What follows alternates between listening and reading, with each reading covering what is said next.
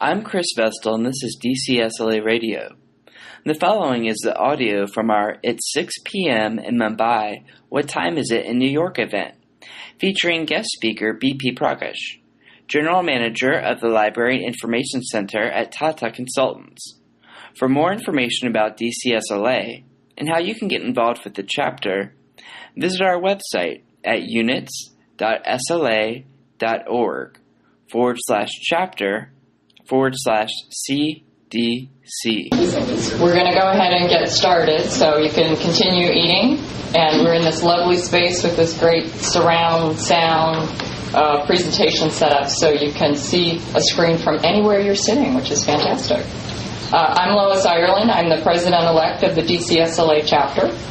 And I want to thank all of you for coming to tonight's presentation with BP Prakash, who's the library director for Tata Consultancy in Mumbai, India.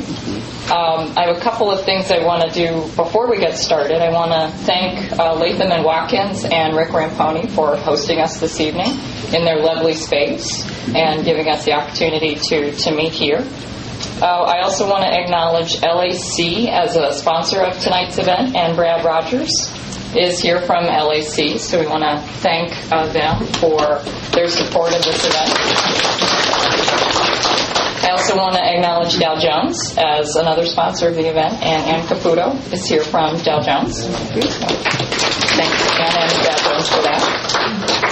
We also have several visitors tonight from the Department of State International Information Librarians, and they can all wave. From a variety of countries, so if you have a chance afterwards, might want to have a conversation with them. We have two other DCSLA board members here tonight. Vic Monty is just standing up there. Vic is our membership director, so if you're not a member of SLA, he would be thrilled to tell you about the benefits of membership, and you can probably has an application form in his back pocket. And Mary Talley is our chapter president this year, so welcome to both of those. And I'd just like to say, if you haven't volunteered or done anything with SLA and you're a member and not or even if you are out of country, if you're local, we'd welcome your help. And it's a lot of fun. Yes, it is. Meet some very, very interesting people. So now I'm going to hand it over to Ann, who will stop eating for a moment. Okay. Well, good evening, everyone, and thank you for coming. Some of us have come literally earlier today from the SLA annual conference in Philadelphia. So we're inspired by the global nature of SLA, and tonight we're inspired yet again by the global nature. I think nearly every corner of the universe and world is represented here today, so thank you for coming. And if you're not a member of SLA, you really ought to be, so see it afterwards if you'd like more information. I spent last year, 2010, being the president of SLA, the global president of SLA. And one of the things about that is really one of the very best things, is that you get to go around the world and meet people, and SLA people particularly, in lots of different places. And one of those places was India, where I met Prakash for the first time. And it's a place, if you've never been there, that you really need to put on your bucket list to go sometime in your life, because it's a magical place filled with sensory delights of all kinds, but it's also filled with a lot of very smart people working hard in areas that intersect completely with ours, and that's one thing we learned when we were there. Prakash is the global head of the Information Resources Center at Tata. How many of you know Tata? Some, but not all. Tata is the largest company in India and the 7th largest company in the world. An immense company that does things as diverse as bottle water and make automobiles, but it also has a consultancy practice that Prakash works in and is instrumental in fueling the intellectual capital of that company. He manages a staff of 125 people who work in 65 different libraries, and I would posit that probably nobody in this room could say that they would equal that. And he's also a person who is very familiar with the way information systems and centers work in the U.S. He's been a Fulbright scholar at the University of Pennsylvania and the University of Wisconsin-Madison. And he has a true global view of how information flows and how important it is to organizations. It infuses the culture of Tata. And I think in part that's because of his excellence. So he's here to talk for a bit about what corporate information services and global IT and consultancy firms are like, based on his Tata experience, Tata Consulting Services experience. And he's also here to answer questions, interact with us, get ideas from us, and hopefully, and I'm sure, we will get ideas from him. So it's with very, very great pleasure that I bring you VP Prakash. Thank you.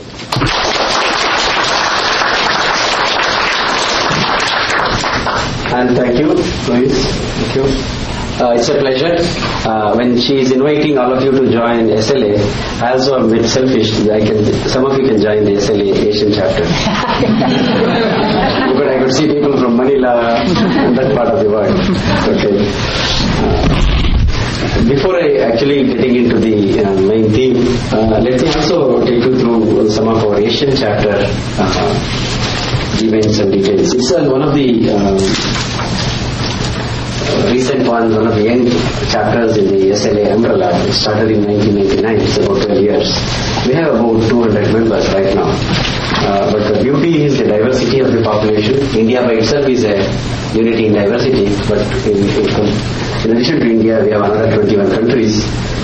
Bangladesh, Bhutan, Brunei, Cambodia, China, Hong Kong, India, Indonesia, Laos, Macau, Malaysia, Myanmar, Nepal, Pakistan, Philippines, Singapore, Sri Lanka, Taiwan, Thailand and Vietnam. So it's a very, very complex situation, whichever target you want to meet. So it's not like a small, not small, I would say, region-wise it's DC or it is New York. Possibly geographically it's easier for you people to have a control or meet people and that. So there it's geographically we are all very dispersed, so there's a challenge there. This year I am the president, and some of our team members are also over there in Philadelphia in the last week for the SLA annual conference. Some of our team members won some prizes, and all of them have returned, and I'm here a day later and moving on. We have an annual event called ICOSOC. It's an international conference on Asian special libraries. It's a very big event. The members attending will be in the range of 300 to 500. The first one happened in Delhi in 2009, 2008, and then this February we were all in Tokyo, Japan. So there also we had about 180 people attending. It was a very major success. Japan is collaborated to do that. We want to take back the ICOSOC to India again sometime next year. So please watch, keep watching, and all of you are welcome. And as Anne was mentioning, you'll definitely love you'll always, you'll have the taste of the other side of the world, both in terms of culture, food, people, and then, the things there and whatever, tourist interest spots we have, and that. In addition to this, we also keep doing one-day seminars. India is a very diversified country, and also the librarians also are many, organizations are also many. When you say 100 million population, we have easily more than 200,000 librarians. So in any part you take. And all sort of people are there. Academic libraries are the largest, and then followed by public libraries. Academic side includes university colleges. They are the largest, possibly they form the 80% of the library population. And then comes the 10% where you get into public library system is not well developed, as you see here this side of the world. Okay. The another 5 to 10% it forms the special libraries. When I say special libraries, I mean financial organizations, corporates, industries, manufacturing units, and other consulting firms. And that is where my company, Tata Consultancy Services, comes in. We conduct a lot of one-day seminars in different parts of the region, just to get, keep the thing going, and also get more people and also interactions, and also to share the success stories. We call 5 librarians, and they come back and tell that any small thing which they have done in their library success story. Otherwise, we don't have what is the special efforts they do. So that's the learning which happens. We have a charter newsletter as well, which comes once in twice a year. The copies are got, if we have a look later on. Like this. So it's just to propagate the cause of SLA to a wider audience. I think with that background of SLA Asian chapter, I would like to focus attention on today's topic. I'm not going to tell anything much of a theory or something like that. It is just what we have been doing at Tata Consultancy Services. I'll take it to the background, then let us know a little about the Tata Group and my own company, Tata Consultancy Services. And then let us get into our IRC, we call it. Earlier we used to call it as Library and Information Center, LIC. So there is one major change we did in the last 2 years. But people also thought the kind of information services, the kind of offerings we give, we are going beyond the library, and so we changed the name to IRC. And we will look into some of the services which we do, and we can generalize that these are the kind of services normally in the Asian region what companies get from their respective libraries. This is some of the perception of information in the corporates.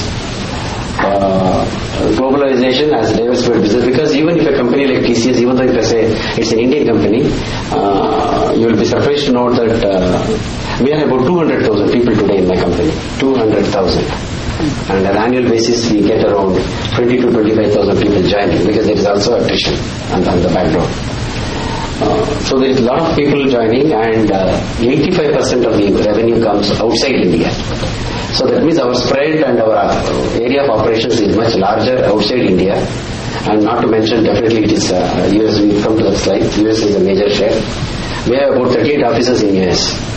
Okay, and about 12,000 people are working here. Out of that, again, more than 50% are the local Americans. So, I mean, that's a global spread. So, there is nothing like any, it's an Indian company, and it's because all our clients are all over. I was telling somebody, recently we took over Citibank's BPO service. So, that added another 14,000 people. So that Citibank has got presence everywhere. So, we have clients everywhere. Information management is not just about the technology, but it equally encompasses the people, business, and business processes and practice. This is what we have been trying to follow there. Like we are also coming out of the original library scenario. In fact, we are not growing proportionate to the organization. Library in terms of the collections, library in terms of the physical space, we are not growing. We are making conscious efforts to shrink the physical library and expand our delivery electronically, both in terms of your database research, in terms of the query-based services, which will come a little later. Then all the CXOs, if you have seen, they have identified that information is the key. All of us know that. And then the next 10 years will be defined by the companies who move to a more information-centric model. That's how the people have been having the perception on the relation with information and corporates. Some of the 3 user surveys I just thought I'll share with you here. Okay. One is the Accenture survey, which was done in 2007. So it says info obtained in use is useless. 2 hours a day spent in searching info. This is for every member of the company. 59% miss relevant info as it exists in wrong places. 45% cannot find own in company info. Okay. So that is where our database managers and our web designers have a role to play. 57% search numerous sources to find right piece of data. This is the other survey by Tom Davenport's survey published in HBR in 2010, and they searched I think about 15 current or former CEOs of the business unit heads and about a lot of executives, 300 odd senior executives in the US companies. All wanted their information faster. In fact, very invariably, I'm sure some of you working in the corporate, if there is a query and they say, okay, when do you want? What is the time frame? They say, actually, I wanted it yesterday. Okay. But I can always ask who stopped you from coming yesterday itself. But that's the pressure they bring in, and it's true also. What they would normally do is, because of internet and because of other resources they may have, they try to find the information themselves. Either they don't find enough time or they don't find the right information. So then they rush to the information center. And since everything is electronic, everything is we have on the internet, we get more queries from abroad than from within India itself. For our system, which will come to you later on. This is other survey I wanted to highlight. A little earlier, 2007, Microsoft did this. So there emerged 21 types of information needs. Then co-workers were the most frequent source of information. This is very interesting. This is where the game comes into play. Most of the information you wanted to know, was already available with one of your colleagues. Then the most frequently sought information are seen as more important. That's obvious. Frequently deferred information is the one which is more unavailable. So normally once it is very difficult to get a piece of information, a data, what we do, we just postpone it. Yeah, we'll do it tomorrow. We'll research the other database. So that's what it says. These are the information disasters. From the library perspective, if you say not found, or if you say I'm reworking, or in case you give wrong information, or if you give the outdated ones.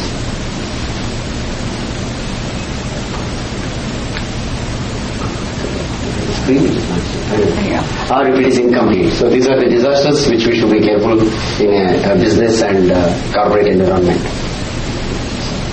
Coming to the group, just to take you through, this is an Indian economy, I think I can skip here.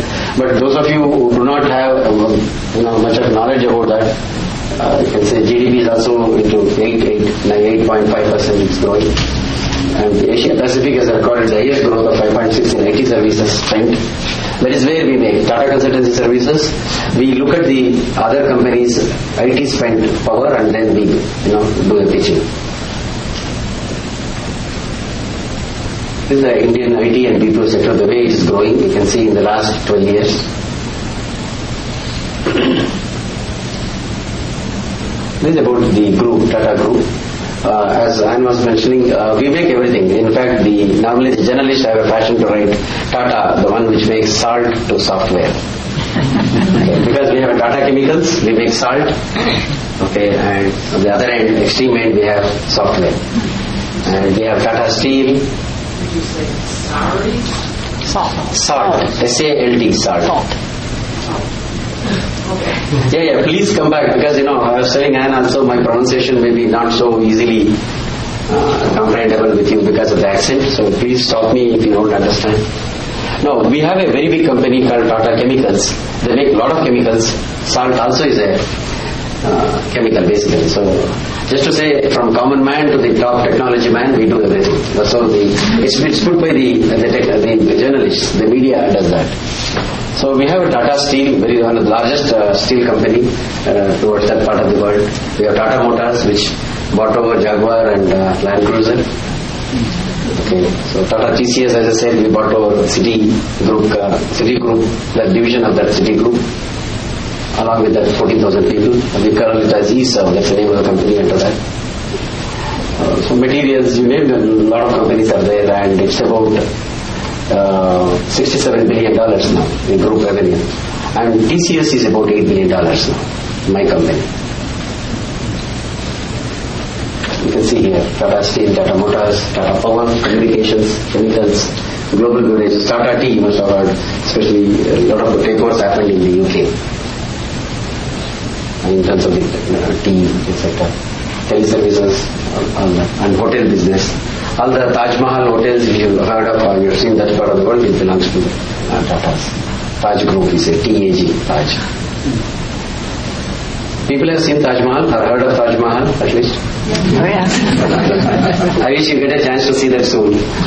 Please do visit India. Taj owns that. No. That is our brand name. You got nobody can see it. I wish so. Now that's how people identify it. Like you say, Eiffel Tower, okay, Paris, like that.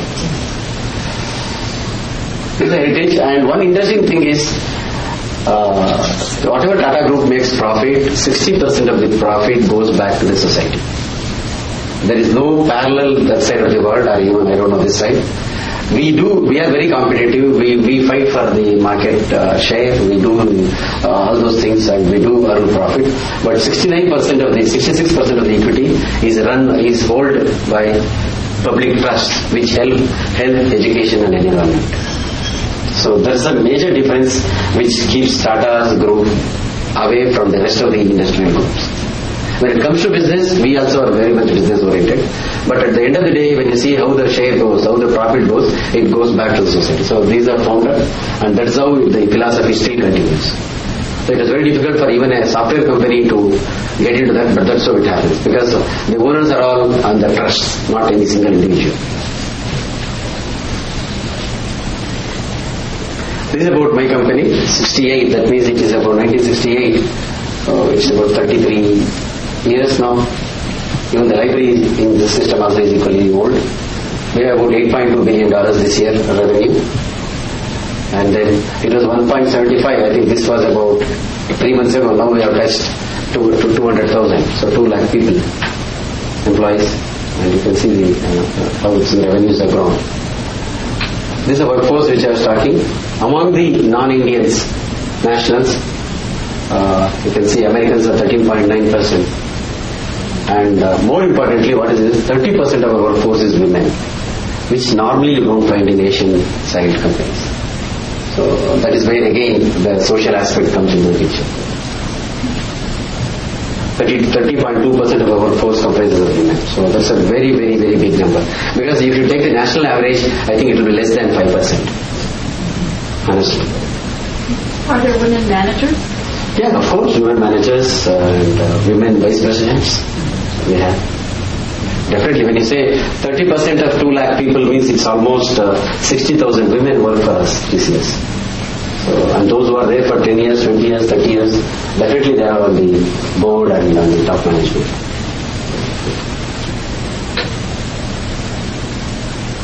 These are the different industries to which we support. Either it could be developing a software, writing a software code, or maintaining their systems, or also using their helping them through the outsourcing.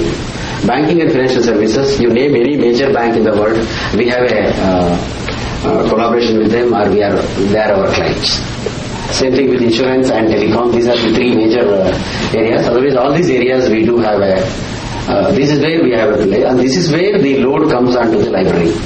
Suppose you get a project, or suppose you want to pitch in for a small project with some company which is not known to me. The guy comes to me and says, okay, I want information on this company. So we do some analytics.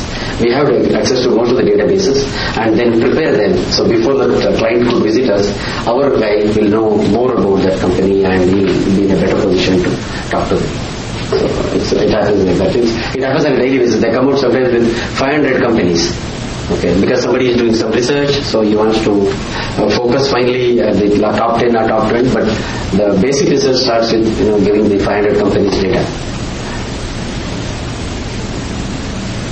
These are the broad offerings of the TCS as a company. IT services, which includes outsourcing as well. Then IT infrastructure solutions.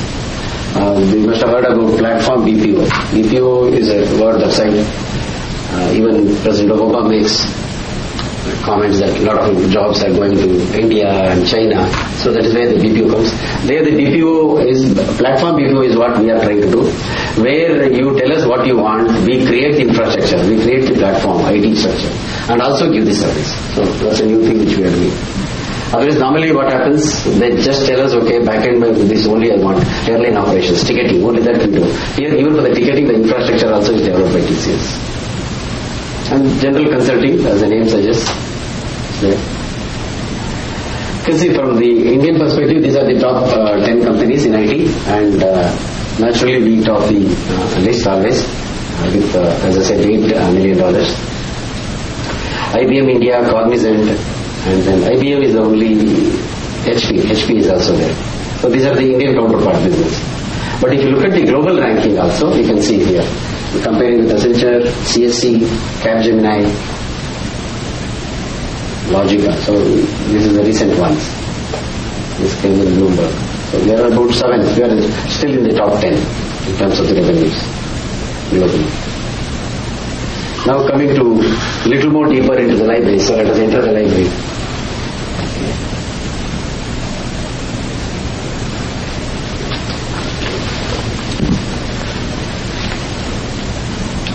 So we have about 120, 124 staff. The number always varies. The day I am here in US 5 days, one person has resigned, one person has joined. So somebody asking for a transfer. So it keeps happening.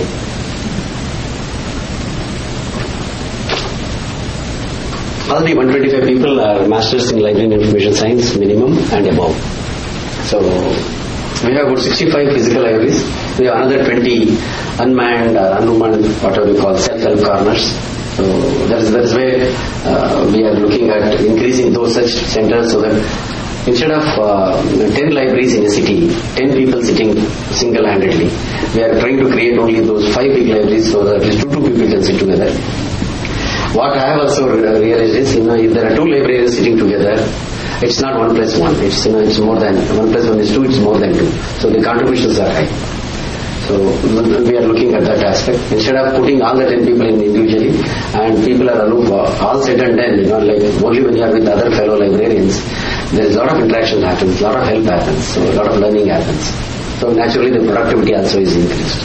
So I am trying to consolidate people into one larger library. The smaller libraries, either people go there for 2 hours or half a day, or convert them into a reading room and then send the books through internal courier.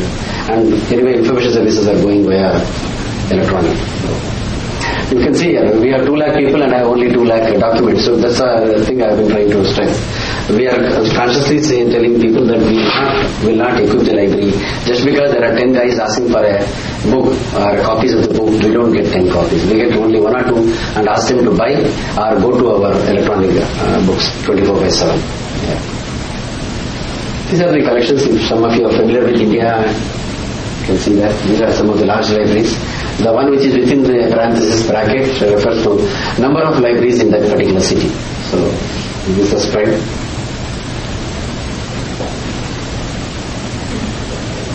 These are the establishments in overseas. Okay, here it all normally depends on that person's flavor, as well as a lot of volunteers come. A lot of IT guys, software guys, they say, okay, I'll help you. We don't have any people, any librarians actually working here in these centers, whether it's China or Germany or Arizona or Saudi Arabia. It's all it's a small library corner where there are some volunteers. We send some magazines from India. We send some books from India. But the services and the other activities happen because a lot of library week celebrations and meet the author, those things keep happening here. These are recent pictures. Last week only they said what we have in Arizona. It's a small collection, okay. But I think since it's all basically marketing offices, you don't find people sitting in one office. They all go out, unless it is a development center where people would spend most of their time in the building. So this is my team. Okay. So in major cities we have about this much. Some of the milestones we have had made, and we constantly look at the global benchmarks. We participate in the surveys. We see how much of it can be also suitably adopted to us, whether it is spent on electronic resources or it could be usage of a library book, because they say within 3 months of its shelf life of a new book, how many times it has been borrowed. So those things, there are some global benchmarks. Both the global benchmark surveys we participate actively and try to put in on those things. 2009 and 10 we got the Center of Excellence Award from SLA for our management category.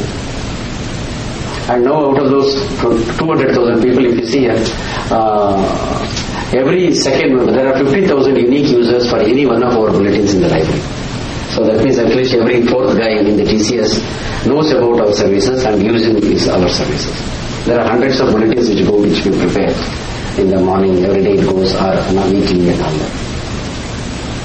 This is just to keep them updated about their respective field. As I said earlier, I had shown you telecom, banking, media, those things.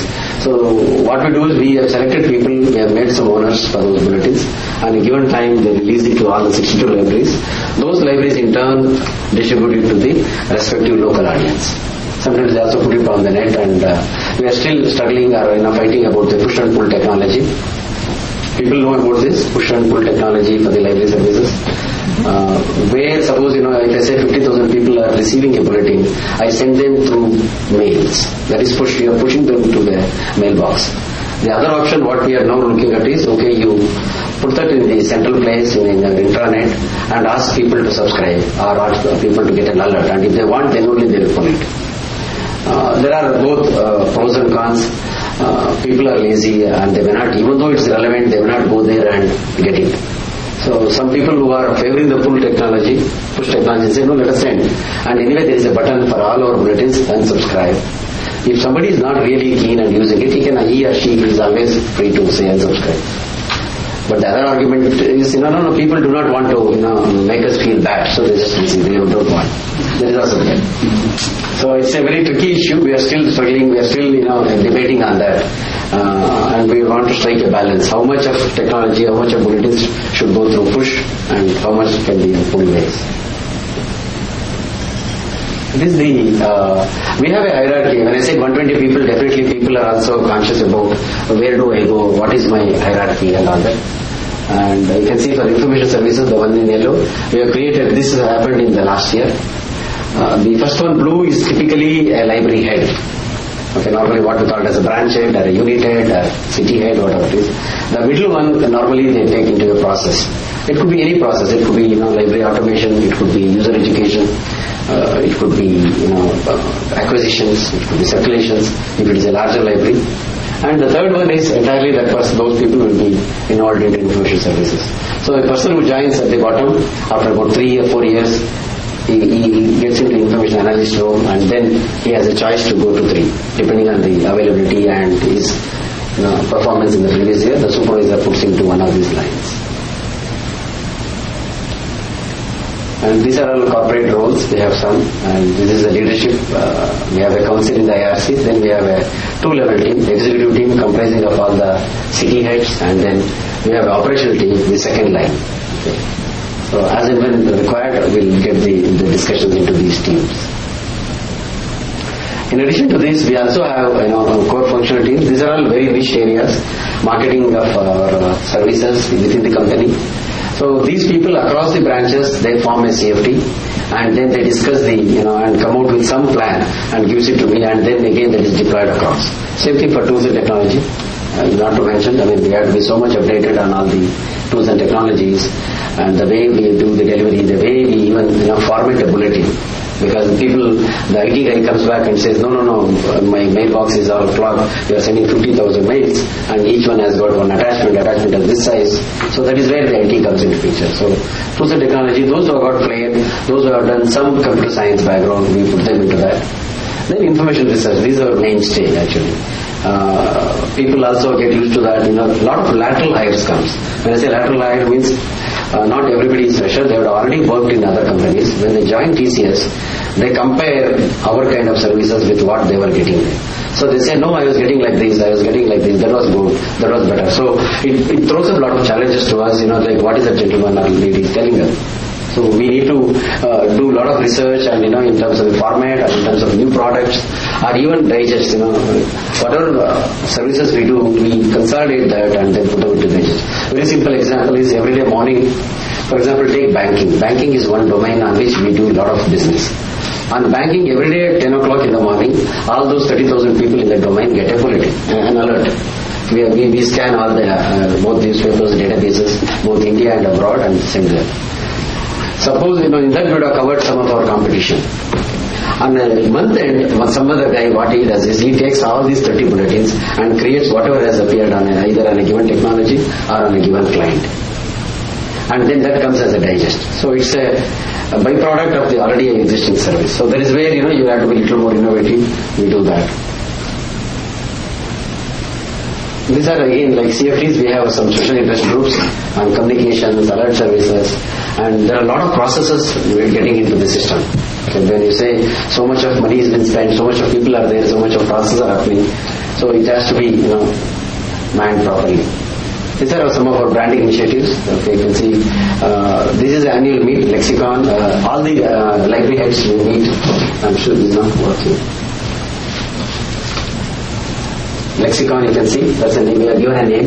We do a survey, for that also we have given as Express. And last year we have started this. In addition to, as I was telling Anne also, there are not many programs which come to India or within India, where once you are a master's in library science, you are working, if you want to upgrade your skills further, there are not many opportunities. Seminars are okay, I mean, you can just hear and come, but in terms of workshop, in terms of skills development programs, in terms of certifications, there are very, very few, or I would say it's almost nil. So that then we thought last year, we developed our own internal program, we made a survey, we asked people what do they want to learn, and we ourselves had an idea what people are wanting. Based on that, we put up a program, we called it as a professional learning program. Just to tell you, like normally branding has to happen when the organization is so large. Libraries are very easily forgotten. Unless you have your own brand value, the moment people see this, this is a library, like that. So that is where we even changed the name from library to IRC. That happened about 2-3 years back. These are a lot of compliances. Process, we have a handbook, we have an induction manual for a new guy who joins the library, and also we have induction manual for a new user. Then we have corporate IRC presentations for internal and external people always ready. We have a copyright guidelines because even if some of you gone to the SLA, there was a session on copyright, and it was also seen that towards Asia, the copyright compliance, whether it is plagiarism or whether it is IPR, there is still a very low level of deployment. So that is where we are very strict, because libraries are normally prone to be one of the very easy target for Xeroxing and whatnot and all that. So we tell our people, we put up that very boldly. So we have a procedure manual so that all libraries work uniformly and in the same way as desired by the corporate. A lot of other measures. We have a balance scorecard. These are the benchmarks which I was telling. What we keep and constantly try to achieve. The first one is IRC staff versus associates. Really, even if you see any other benchmark study, there is no benchmark as such established by any association or anything. We kept a target of about, for every 1,000 TCS employees, let there be one librarian. But right now, the target is, we are already serving 1,400 people. Because people would have joined in the meantime. As I said, last quarter there was a lot of recruitment. Earlier we are 925 people, then we revised. And this is where I am showing the management that we are optimizing. Earlier one librarian used to serve for 700 people, then the same librarian is serving 800, 1,000, now it's more than that. So because of the automation, because of your skills, because of your processes are in place, you are able to serve more people. Same way with location, IRC versus IRC staff. Each library of this size, how many people should be there? So we thought each library of this size means about 1,000 square foot like this, and about 800 to 1,000 books and about 1,200 readers. I said there should be 1.5 librarian. Arithmetically. Okay. So that's what we are about 1.7 we are a little well placed. So if there are 10 libraries in a city, there should be a group of about 15 librarians. All these things we also look at outside, but there is no clear indication whatsoever that says, yes, this is the one you are as per the global benchmark. Corporate libraries do have some of the benchmarks, but some of them are not available, not applicable to our context, but now everything is global, so it has to be applied. Books available for each, in a corporate setup, each reader, how much books you should keep in the library. We have kept a target of about 1:2, and books available per associate, right now it is only 1.2. Same thing for even the square area of the library, electronic usage, you can see percentage of electronic users, ours is about, we thought our target was 45%. We wanted 45% of our users to be using any of our electronic services or offerings. So it's about 33.8. And then expenditure per associate. It again depends on the company, the organization culture, the management's attributes or attitude, how much they want to spend on the library. So we had kept a target of about 500 Indian rupees. We are spending about 752 now. Rupees 752 per individual in a year. How much is that in dollars? Dollars, you divide it by 45 or 50 rupees. So you just divide this by 50. So we are told about, divide by 50 about $10 $10 associate. Yeah. Now, here what happens is it's a corporate library again, and our philosophy is not to grow the physical collection. Okay, so it's all electronic, so it becomes cheaper. And assumption is out of the 2 lakh people, there are only 10% of them are serious users, and serious users means marketing guys, sales guys, research guys. They are the one who give you a lot of load. All others will come as only as a reading habits, general reading, leisure reading. They come.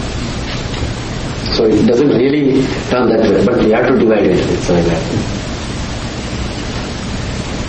And then percentage spent, we wanted to spend 30% of our budget on the electronic resources. For the kind of system we have and the kind of taste people have, we have achieved only 25%. This is a balanced scorecard every year we do, and this drives the library activities for the rest of the year. This boils down to, this is my scorecard at my level, at the global level, then it goes to the branch level, then it goes to the individual level. Each one will have a goal. I'm sure some of the other libraries must be using this balanced scorecard. And this comes from my boss, from the organizational scorecard, but it doesn't directly come, in the sense their targets are different. One of the targets which I said is about the information services. Suppose we have an SLA to release the info watches or info bulletins in the morning. So we can see that the target we have kept is 97% of the bulletins should be released on time. Last time, if you see, I'll just go back.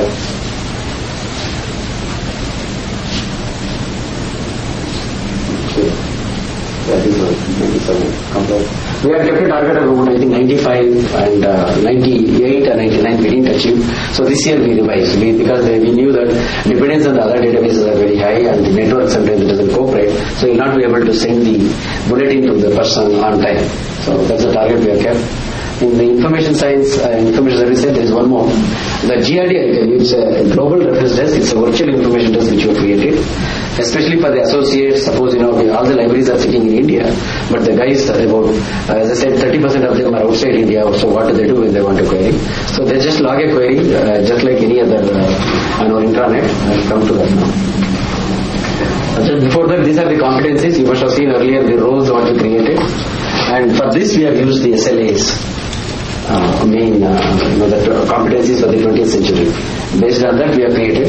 The managerial one are general, which is there for any other group in the company. Whereas professional, these are the ones which we do.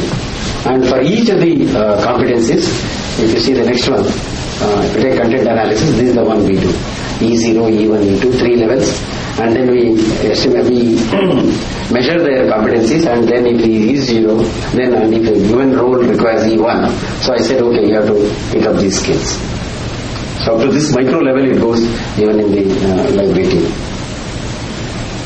So like that we'll have for all the professional competencies.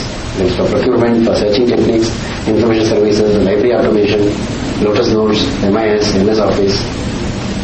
And there are a lot of TCS internal tools, number 14. Coming to the services, if you go by the book, these are the SGI services. Okay, we do for all the departments. Here where we serve a lot of even, not only the technical guys, also the HR department, management department. Even all the competitions they give, what are the advertisements, job advertisements which are coming from their competition. So that we consulted from all the 12 cities in India and give to the HR guy. So the HR guy will know in the last 1 week what is the competition looking for. So they will draw a lot of inferences, do a lot of analysis and try to know, because it also has a bearing on the projects which they got. Suppose continuously most of our projects, most of our competition is asking for SAP professionals. That means there is an indication that either they already got a lot of SAP projects or they are going to pitch on that a little more strongly. So much of analysis, so much of inferences they draw and it happens. Otherwise there are a lot of other SDI which goes to the senior management. These are the bulletins which I was talking. Business Watch, that's how we have named it. Business Watch is for the for the corporate functions, industries, for each of the industries, verticals they call. And then these are different technologies which the company uses. So there is a bulletin on each of this. Either they go on a daily basis or weekly twice or fortnightly. And this is what I said, this is reaching about 50% of the 50,000 unique users are there for this. So again, it continues. This is all for the global thing. You can see UK is one of our major accounts. So we have a lot of Suppose you have a set of people with whom we are already having a business. So for them, we want to update our people about our customers. This is a GRD which is little more caught attention of a lot of people. We have a global help desk platform. I'm sure most of the companies you have. Suppose your machine is not working, you don't call the guy anymore now. So you log a ticket, somebody comes and helps. Similar thing is also applied to like you have a query, information query. You want to download an article, or you want to do a search, simple search. You want to do a bibliography, or you want to do some little more analytics. You put a query there, and then out of these 120 people, our library staff, 60 of them are trained, and they are always there at any point of time. And there are about 4 or 5 people waiting to collect the tickets. And then depending on the complexity of the query, either the level 1, if it's a simple download, that the junior guy will do. Otherwise, if it is a little higher level of complex and then there is no database access with him or her, it will push the ticket to the second level or to the third level as the case may be. So this is what, when we open this is our global help desk, which we use day in and out for all our services. Even if you want to know your, any correction in the pay or anything, or you want anything with the system or anything, or any query on HR or about your deputations, your travel, everything will go. Here we have put that GRD, Global References Information. So further, if he goes there, he will have to select the type. What is the type of request you have? So you will put the industry, AS, ERU, these are all abbreviations. Whatever, suppose it is belonging to banking, insurance, management, this is where he does. So this becomes easier. Then further level is, what is that he is looking for? I am looking for analyst reports, I am looking for a company profile, an overview of the country, geographic profile, or it could be market data. He selects, comes further that, and then puts the actual, what is that he is asking. This comes to the ticket. We have a SLA within 2 hours of logging a ticket, that person should get a acknowledgement. So back in the library, what to do? Even though people are dispersed, they are all distributed. I can show you that. See like this. This is a slot what we have made. 9 to 11:15, 11:15 to 1:30, 1:30 to 3:45. These are Indian time.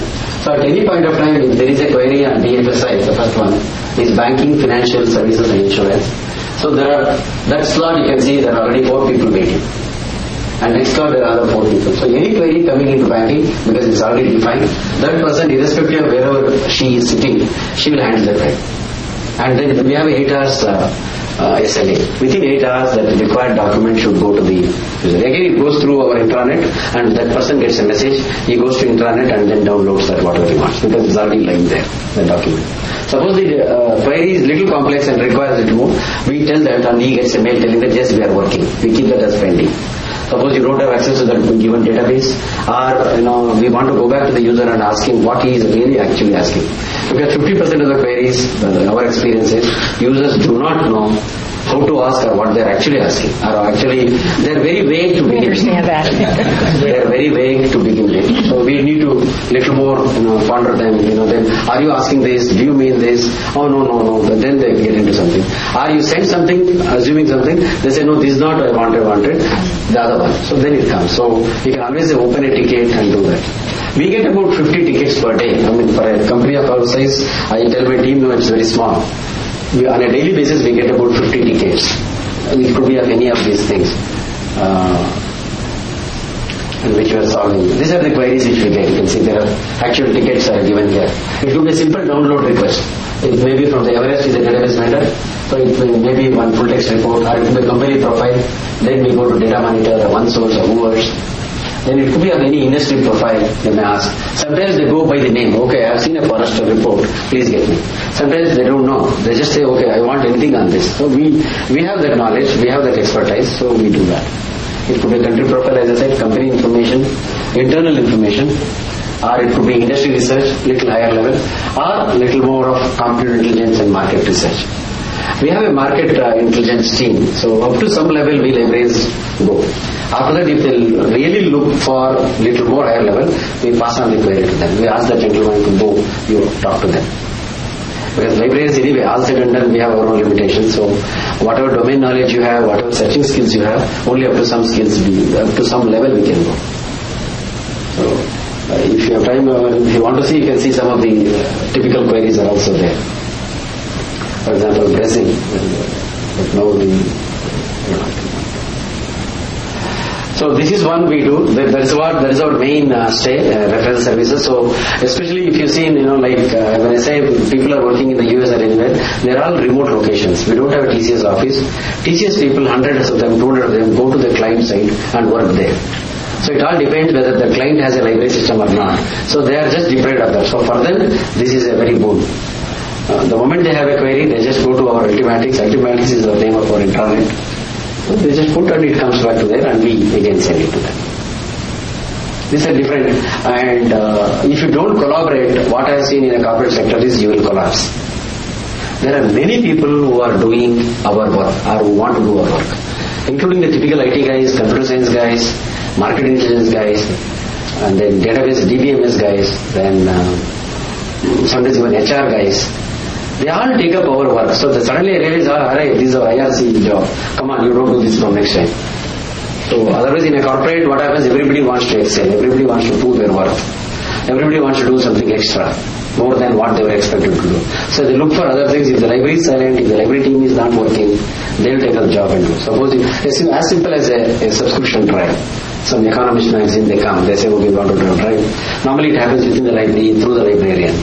And if you are a little silent, they go to PR, they go to HR, and HR will publish that. So it becomes their work. Eventually what will happen is we lose our ground, if that is the case. So that's what I tell my people, no, we'll stress upon and we do that. Or otherwise you collaborate with them. Because each of these domain has a research desk. Those people are basically MBAs, they have done some finance and some of the industry expertise. What we do, we also try to collaborate with them and then sit with them and help them out. These are many value-added services. As I said, the company itself is about 35 years old. So over a period of time, we have picked up a lot of work. There is a lot of avenue for us to work, and we collaborate with corporate marketing, we collaborate with any of the corporate functions. L&D, we have a very large investment. As I said, almost 20,000 people join, 20,000 to 25,000 join on a yearly basis. So those people have to be trained. So there are a lot of things happening in the industrial setup. Other than this is what also makes people happy, because our average age of our TCS client, TCS employee is only 24 years. Even though I say 2 lakh people are working 200,000, the average age is only 24 years. Most of them are freshers because the kind of recruitment we are doing. So definitely they want all these things, exhibitions, British Council Library facilities, then a lot of other functions. We do a lot of management, soft skills, video screening, motivational films in the library, just to make them come to the library, use our facilities and all that. Subscription drives, we have a lot. British Council Library facility. In India what happens, the public library system is very poor. So our dependence on libraries like British Library or American Center is very large. Wherever they exist. They don't exist everywhere. There are only about 5 to 8 cities. So what we do, we collaborate with them. They come to our library and offer the membership. So we facilitate and we encourage our members to become members of the British Library so that they can use it later on. Going one more step further, what we do, we have kept a box. So the British Library guy comes here. Then you picked up all the books which was requested last week and then leaves it in the library, and if the readers come, we issue them, and if they don't want also, when they return also, we kept a box and he takes it away. What I mean, to tell you other way, we do not have many books in the library, typical corporate library. So at the same time, we do not want them to be deprived of the library facilities, because in a city like Bombay, it's very far off place. So we get the library here, British Library comes to us and then opens a small shop and then do that. The other one is the membership facility. Once you have a membership, it's also become online. For example, Mumbai, they are also experimenting. British Library is also undergoing turmoil now. So they want to close all the physical libraries. There also it's an online library. There is a warehouse, and then they call it as My Library. If you see British.org, you can book and it comes by courier to your residence. That's something new in India. So, but we facilitate those memberships. Okay, we put up a date, we get the things just done, we advertise, a lot of people, hundreds of people come and become members and renew their old memberships. With respect to physical books and collections, I'm just curious your take on how do you see technology transforming to where, it's the iPad or that type of technology to where... it is yet to catch up there. The way I see here, it is yet to catch up. In fact, yesterday I was in the University Library in Drexel. they were telling they have access to all the e-books resources, put them into one, and the entire collection is available to the entire campus. That has not yet happened. Maybe because of the, not necessarily technology, maybe because of the cost. We have only one e-resource, 24/7 it says. That's also a fairly good one. So whenever we don't have enough library catalog research, the book is not available on the shelf, we say, okay, why don't you go to the e-book? But not everybody is thrilled to go to the e-book reader. But individual, as you said, iPad and all that, I think it's still catching up. Some seniors they may have, some people who are techno-savvy, they may have. So those people still depend on the physical books. Children books for the families, the novels and all that, they still depend largely on the print media. These are the kind of databases I'm sure most of you will also have access. Repeatedly, this is our major spend now, because our focus is moving from print books to electronic delivery, electronic resources. So this, we also get proper education, training, how to search these databases. Factiva is our major source. Thank you. In fact, you find a lot of experts for Factiva in my company, in my team. Because that is one main easy source we do. But there are some limitations because we also respect copyright. We don't put that in full. So at least we give the indication and then drive them here. We give a deep link. Skill sets, as I said, we have about 120 staff or a little more than that. And average experience of my team is about 9.56 years. Okay. Otherwise, the total man years is about 1100 man years. So we have a lot of skills. We do there are a lot of training goes on within the domain. When I say domain, the domains to which we work, telecom is a domain. So there are a lot of CBTs, computer-based training. So we take up that. Internal skills program we do, as I said earlier. And then we also help out others. Because people have some flavor, some people go as auditor to another department. So those things also happen. But when it comes to information services, you can see the first set. We have fairly a good set of skills, and we also try to update them. We send them to a lot of workshops, seminars outside. And also to a lot of other, on patents. So there are a lot of copyright, like this law firm here. There are a lot of IPR. They are doing well. But law firms are not as good as you see here. But IPR we send them. There is increased focus on patents now. Do the staff specialize in subject areas, like do your librarians, like you have that do just patent work, or is everybody a generalist? No, actually it all depends actually. In the sense, those people sitting in one of the city, depending on, suppose the banking is the main domain there. Most of the people would have trained in the banking domain, the basics, the terminologies, how it works, how that industry works, how do we make business out of the banking client. So that knowledge will be there for these librarians, and we put them into that knowledge.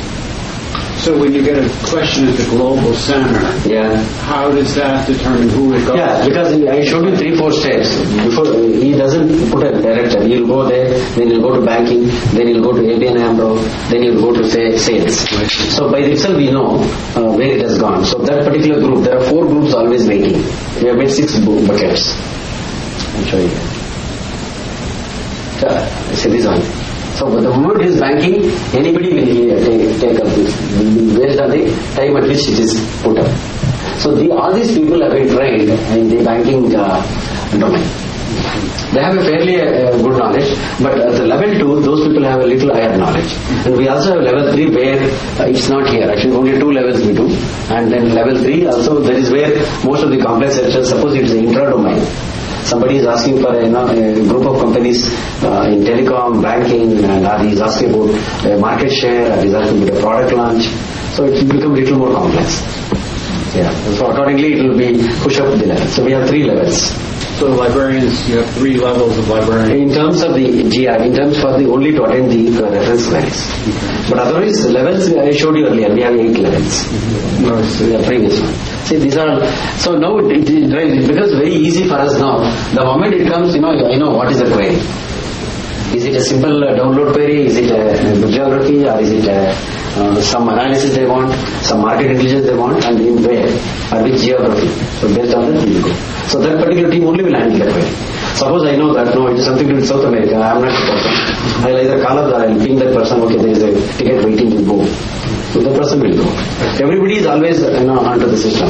It's always on during the office hours in Indian time.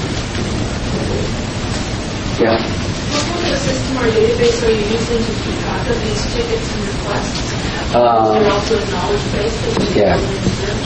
Yeah. See, library, we did not do any extra investment into this. Using the .NET technologies, company had already established the global help desk for various services, as I said. Because the company has become so large, even to, suppose, you want to change your mouse, okay, you have to log a ticket. But it happens quickly. The moment you log a ticket, another 10-15 minutes, or at least in that session, somebody will come and change the mouse and go. Because you want to record what you are doing. Earlier, we should just phone them up or send an email.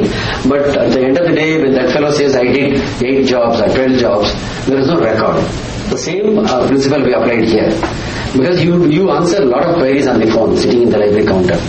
It could be as simple as, like, what was the bulletin, weather, or whatever it is.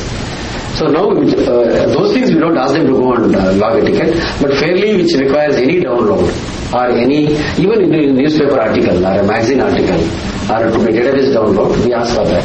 So then they come. It could be analyst report, it could be article supply. As I said, everything it does. So what we are trying to tell is we just use the existing system.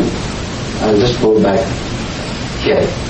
You can see, for HR, there is one internal IT, what is the example I gave, overseas deputation, any admin job, then library, then our ultimate is internal IT, TCS tools. Like that, there is a drop-down menu. You stop at library, you click, then you stop at what is the domain you are looking at, then you stop, and then you again another drop-down menu comes. What is the kind of information you are looking at? If you do not anything also, there is still we'll go back to the user and find. Was that your question? Technologies, .NET technologies, using that, a platform was already created. Libraries started using that also. We created our own CTIP, this category, type.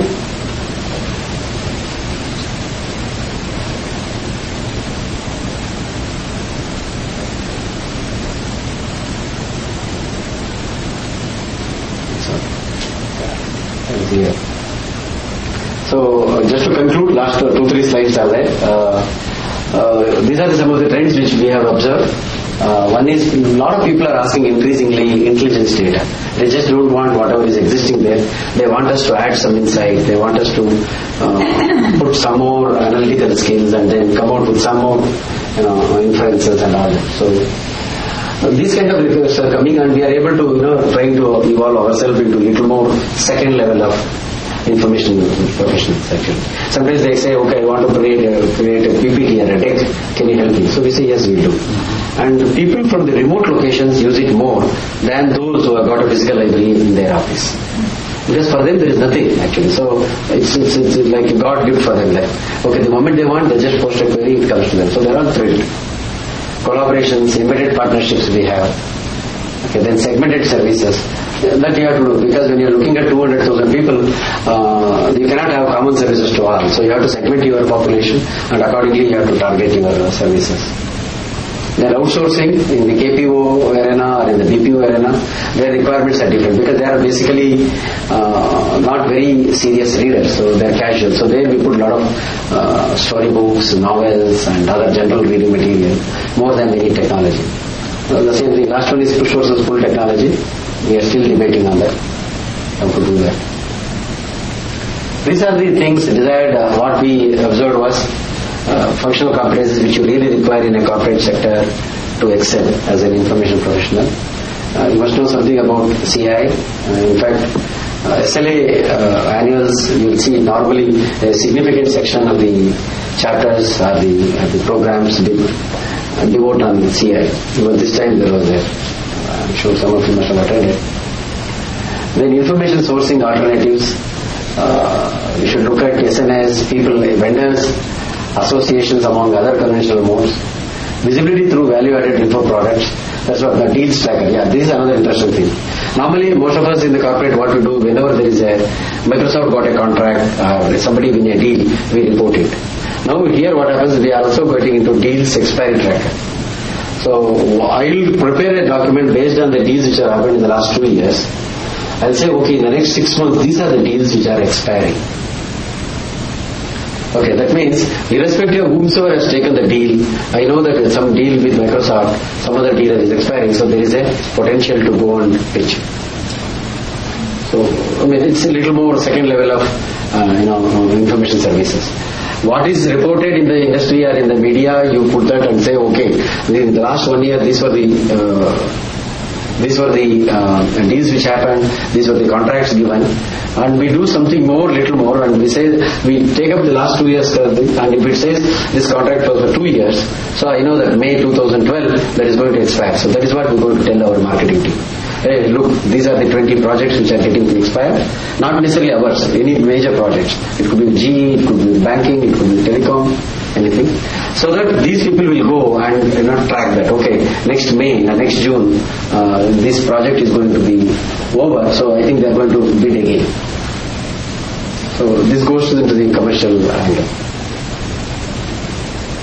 Then don't stop at SDA, offer ready to consume deliveries, they ask. Presentation desk, people ask now these days. Don't stop at users, check industry needs and patterns, industry profiles. Once you get into that, you get to know what is that people are looking for and what is that information which makes more sense and more profit to the company at large.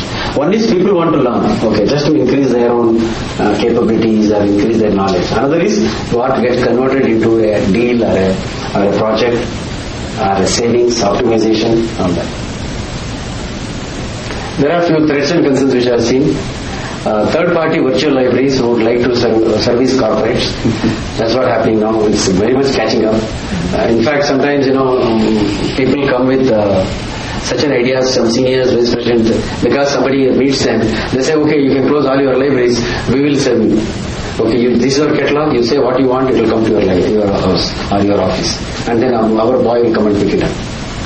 So then I think there is again a threat, definitely a threat. So how do we survive, how do we tell the management and convince them, no, we are here, we are better than them. So that is one. Functions within the organization, as I said earlier, knowledge management team, MI team, market intelligence team. These are the people who do similar services, what we would be doing, what we should be doing.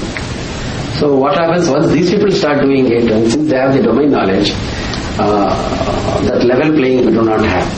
And then management would think, okay, why I should invest on so many people, so much of people for the library. So this is another threat. And that is where the collaboration comes. If you cannot compete, collaborate with them. Then online book rent agencies, as I said earlier. Then failure on the part of the library community to think from the user's perspective. Normally what we do, whatever we programs we give, whatever products we design, we look at our convenience and our taste. So we forget, very often we forget to try to forget what the user is expecting, what from his or her perspective, what is it they are looking for. It could be a design aspect, it could be delivery aspect, and that. Non-suitability of modern gadgets, e-readers in a typical library environment. But I think I was told even here they get, is it like they get many e-readers and then issue that? I think that's how it happens here. Some library yesterday I was visiting, they were telling, they issue e-readers just like they issue a book. They have downloaded some 20 books or 40 books and it is issued to people as they issue there. But that has not happened there. For our kind of library environment, I don't think it's suitable. We still feel e-readers are good for the individual usage or a very limited group usage. Lethargy of library staff to absorb latest platforms and technology. Example is Web 2.0. And then compared to the users, because when the users come, they talk about all high-end technologies, and sometimes we don't know what they're talking. Then challenge to integrate library systems with internal organizations, financial and HR system. A company like mine where the internal IT organization is so large, I am trying to insert a library automation package for the last 2 years, still not successful. Because the kind of security measures they ask, kind of compliance they want, the library automation package vendor does not know. So last 2 years we are still figuring out how to get in there. Because they want to have a single sign-on. The moment you sign on to our intranet, there should be one link to the library catalog. So that's what. So that is from the user perspective they are looking at. To integrate into a larger system which is already existing, we are becoming very, very challenging. We are still struggling. We have a software called Lipsys, and in Asia it's a little popular. It's Indian software, and they do not want to have a standalone software. It has to be a part of the major system. So the integrity is a question. I think these are some of the few threats and concerns I thought I'll just make a mark. With that, I think I'll stop and I'll, if you have got anything to add, I'll be happy to answer, or at least we can discuss something else if you want. But this is how normally a global level IT or consulting or a corporate library works, at least to our side of the region. I have a question.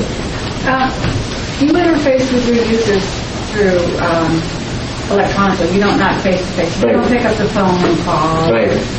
So how do you get to know? How does your staff get to know more about the users? Yeah.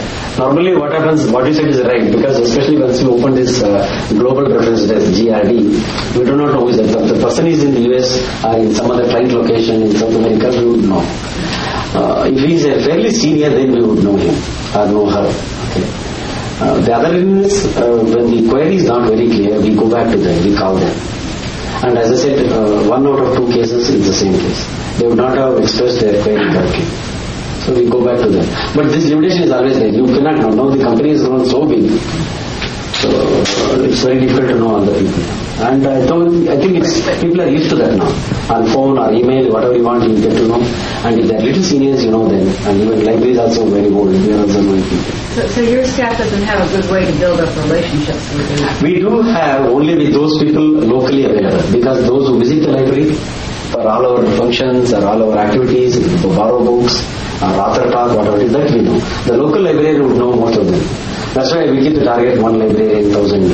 Out of that, assuming that at least 20% or 30% are active regular visitors to the library. So those people, they would know.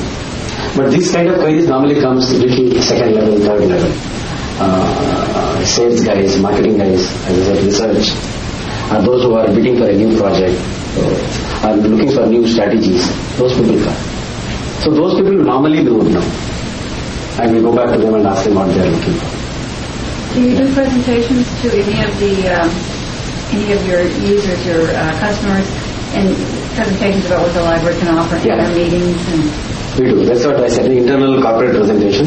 One is when they join, when the group of people join the company, there is an induction plan, 3 days induction program. In that they give us 1 hour slot for the library team to go and tell. But definitely they will forget whatever we say, but still they know, okay, there is a library, these are the services. But when they come back to library, we give a brochure and also we tell them again. But otherwise systematically it happens as part of the 3 days program, 1 hour slot is there for the library. Induction. Yeah. I'm just curious, you brought up intellectual property several times. You're a global firm, and I guess people from different countries have different values, but treat intellectual property differently. How do you manage that? Like, if you're sending out a piece of copyrighted material and you're sending out to people in multiple countries, at what point do you let them know, what point do you inform them what they can and can't do with that? Or I take it you don't police intellectual property issues, because if you police, all of a sudden you're becoming responsible, whereas you just simply put up a sign saying, don't copy this. If somebody does, somebody gets caught, then you can say, we took signage, but we, if you police, then all of a sudden you're assuming liability. I mean, I'm just curious. I mean, you have varying issues along those lines. Yeah. Normally what we do is, the information rate goes, what we give is only the title and the bibliographic details and a small abstract. We don't give the full text immediately to everyone who is asking, number one. Number two, once we normally give a deep link and then they go to the source and get it. If it is a download from an analyst report for which we have access, then we give and tell them it is only for your usage, we tell them. But it's only self-belief, I mean, mutual belief that when I tell you, you are expected also not to give it to the other guy. So, I mean, it happens mostly in relevance and in trust, confidence level. Yeah. Because even if you borrow a book, I say, no, at least I can stop you from xeroxing the book or a magazine within the library premises or the argument. Once you take it out, we don't know what you are doing. So So that's where it stops. Our responsibility stops up to that. But at least we can keep them educating, very often, and then tell them about some stories where there is some infringement happening, what happened, what the lawsuits happened. That we keep telling them. Have you ever had anybody has been ever in litigation against Tata? An individual employee for infringing intellectual property rights, and you were, as the librarian of the organization, say, hey, we educated them, so to remove your liability? Or no, we have not registered any case as such, but we know it's rampant, copyright, even in terms of the movies, in terms of the music. India, that part of the country, Asia, we are still struggling. So it's more bigger issue than small library issue, actually. Even you can see all the movies, like you have Hollywood, we call them as Bollywood in India, Bombay, Bollywood, okay, B-O-L-L-Y. So even those movies, you can see in the market, people come right there, but still again next time we'll see. Music, it's happening the same thing. But at least from the ethical organization point of view, since Tata's believe in that, we drive that message from day one. And we try to see that, like whenever there is a case of thing, we warn them and then try to stop them. Here what happens is, suppose I send you a list of analyst reports which says it's only for TCS usage. The understanding is you will use it only for the TCS purpose. But you are sitting in somewhere in Mexico and we don't know what you will do. So if your question is the deployment level of this varies from country to country, how do you actually manage? Yeah, I think it's a challenge again. Yeah. Is your reference center open 24 hours a day, 7 days a week? Yeah, it is open, but we attend as per the IST Indian time. Okay, right now. As I said, we don't get many tickets. The channel is open 24/7. Okay, but we attend only when the office opens in India. On Monday morning. You don't have reference service? Yeah, our clock starts on Monday 9 o'clock. Okay. And it stops on Friday 6:30. What happens if somebody needs something? They will call us. Then we attend. This is a typical machine. So reach a librarian after hours. Yeah. They'll reach. Normally they'll know people actually. Okay. Yeah. And there is a corporate library ID. Okay. They don't have to know who is the librarian now. They are just log a ticket or they have to send a corporate irc.tcs.com. The mail comes.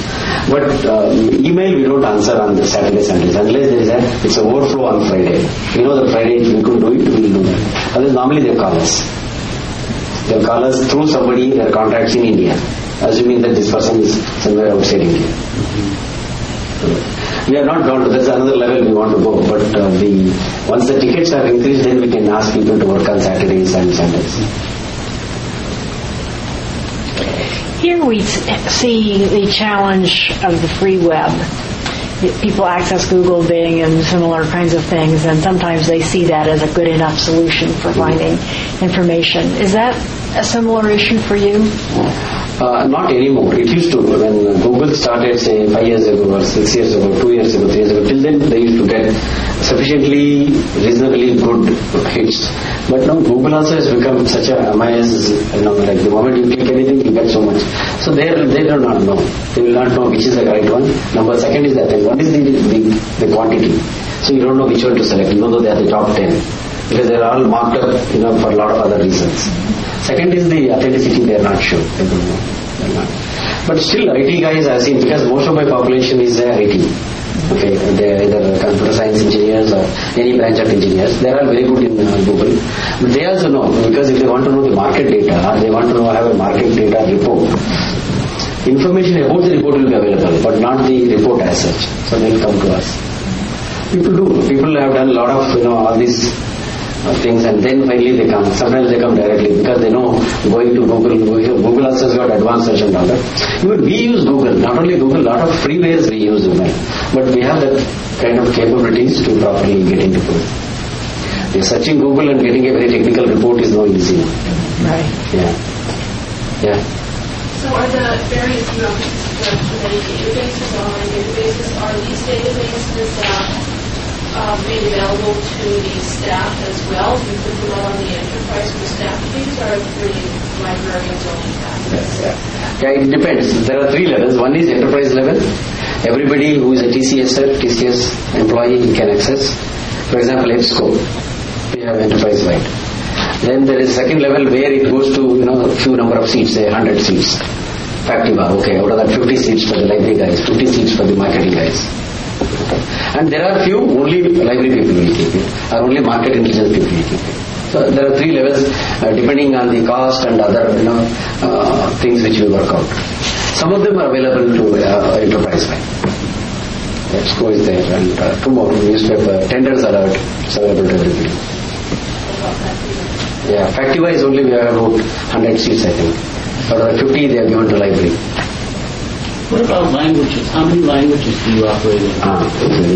That's interesting. Actually, we, for example, Mexico, Chile, and all that, they want in that language. We tried using the machine translation. We didn't even translate one to Chinese. But the machine is machine, so they are not happy. Because it was not making any meaning. Some of the bulletins we tried using a software, freeware, we converted into that. But if somebody is taking interest, one who knows who is good in Chinese and English, Spanish and English, then it's okay. Because Mexico and we are growing very fast, even this Chile we are growing. South America, our presence is very fast, growing very fast. So there are a lot of demand, but we also pick up people who know good English as well. So it's a mix actually. What's the main language that your intranet is? English. But there are some of the modules are also available in Spanish, some of them are available in other languages actually. Slowly happening. Yeah, actually, when you say 14% of your population is non-Indians overseas, so it's a significant amount. But most of them, half of them would assume no English. Because after that again 14% is 14 to 28% is from UK and US. Obviously they know English. Australia they don't know English. So only we have a problem with the South American countries. English is not very popular, and so they have their own. But we still say to our own people, our own Indians also go there, and we also recruit a lot of locals. So they do some adjustments. But from the library to translate, we don't have any clear, easy mechanism. Unless you have a guy who is good in both. Yeah, because predominantly the business happens in English and all that. So, and those 2 guys also will know English well. So. Where are you getting your librarians from? You spoke of the profit system of training beyond the MLS. You're right. So is that a required number of continuing education hours that all the librarians across, in every facet of the organization that have to practice a certain number of required hours? Yeah. And as far as India itself, are there library schools where they're coming into your doors with initial qualification of an MLS? Are they coming from certain library schools in India? Do you require similar or basic MLS degrees across the globe? Yeah. To enter into TCS library system, you have to have a Master's in Library Science, MLIS. That is the minimum with which they enter. So all the 120 people have MLIS minimum. Some people have MPhil, there are 2 PhDs as well. Doctorates. Two of them, a couple of them are doctorates in library science. So they all work with us. Coming to your profit, what the training we had, what we do, we have identified. Last time it was on I think it was on content management. Okay, so content management, and second one was searching, information searching. So there are a lot of third parties people who do searching. There is one team called NetScribes. I know that they have a presence here. If the company doesn't have a library, you can go to them and on behalf of you, they will do the search and give you. You give them the database, they search, they do analysis and give it to you. So these are the third parties. So we got them to train us some of the skills. Yeah. And regarding the hours, we have about 30 hours. Earlier it was 40-45 hours in a year. So each librarian should go for training. Out of that, one should be an external training. And also it is there in their goal. If the supervisor has got 10 guys working for him, and those 10 people have not had their 30 hours of training, he gets a lesser marks. So to that level we go.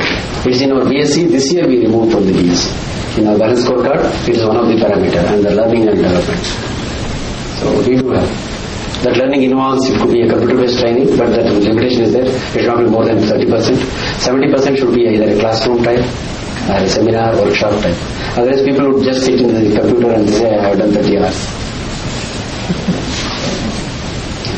And it becomes very important when you have 120 people, it becomes a very complex situation, and there is a lot of competition going on, because even our performance evaluation also is using a GE model.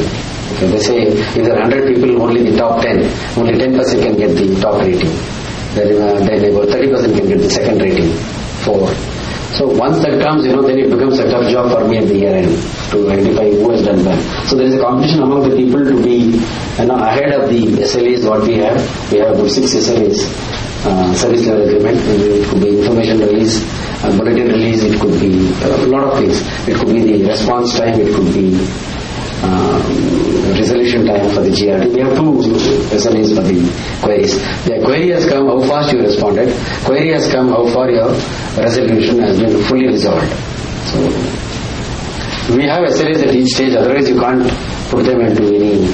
And they also know. And at the end of the year, when I want to give the ratings, all the 120 are put into one curve. And then, okay, top 10, okay, these people get this much, 20% this much. And some of our pay is also little linked to this, variable pay. It was never in India earlier. So now 10%, 30% of your pay is variable, depending on the performance last year. So we tell all that, so there is always a sense of competitiveness among the people, so they try to work more. Compared to the other sectors, what I all told is only refers to the corporate sectors in India. Whereas the librarians in other sectors like government, academics, university, they are all very relaxed. I mean, they don't have that, because once you join a government there, irrespective of your performance, after 3-4 years, you get a promotion, you get some increment. People make joke also, like, once you join government, you are retired now. You can relax. But this happens only in the corporate. We pay well, and also we also expect them to do well. We have time for one more question, which I'd like to ask, unless there's a burning one out there in the rest of the group. You obviously believe in SLA. You've committed your professional time to making Asia chapter successful. Why? But you also belong to Indian library associations and so on. What do you see the value of an association like SLA, the global nature of an association like that? What's important for you to give your time to that? Okay. But as you said, it's a global nature. Definitely there is a lot to learn, a lot to interact. Okay, so there is a lot of good practices that happen, and SLA is more professional compared to any of our other Indian associations. There are many associations. There are at least 3-4 long-standing, 30 years, 40 years old associations. Their responsibility stops with conducting 1 or 2 seminars. But they don't do anything professionally for either skills development or to represent the government with regard to your pay scales or something. It doesn't much happen. And there is not much of any real thing happening. They just have a lot of fight happens and all that. It is not a very professionally managed. Okay, I would simply say it is not professionally managed. So there is less of benefits for any of the members. We have all paid something and become life members. That's it. People forget. So definitely SLA stands away. SLA and maybe a few more. I don't know. And one is the conferences they make. Number 2 is the CLIck program they have.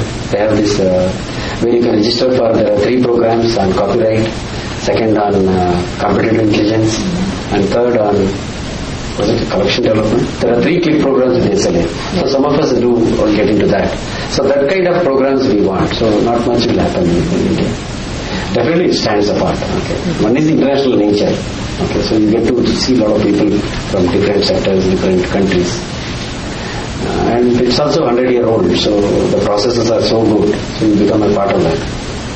So that's the difference. Well, we're grateful that you have joined SLA and have agreed to spend an evening with us tonight.